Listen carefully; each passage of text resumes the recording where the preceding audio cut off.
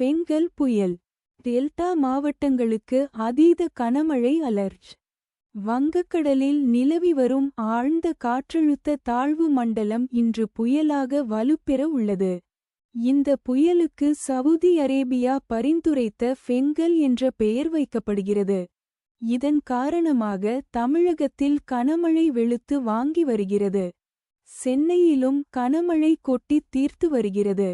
கனமழை காரணமாக சென்னை, செங்கல்பட்டு, மயிலாடுதுறை, நாகை உள்ளிட்ட 9 மாவட்டங்களில் பள்ளி கல்லூரிகளுக்கு விடுமுறை அறிவிக்கப்பட்டுள்ளது.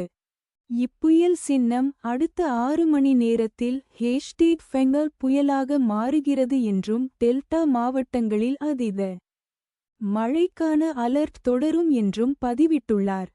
டெல்டா மாவட்டங்களான நாகப்பட்டினம், காரைக்கால், மயிலாடுதுறை, திருவாரூர், தஞ்சாவூர், கடலூர் மாவட்டங்களில் அடுத்த 24 மணி நேரத்திற்கு அதீத கனமழைக்கான எச்சரிக்கை நீட்டிக்கப்படுவதாகவும் டெல்டா வெதர்மேன் தெரிவித்துள்ளார்.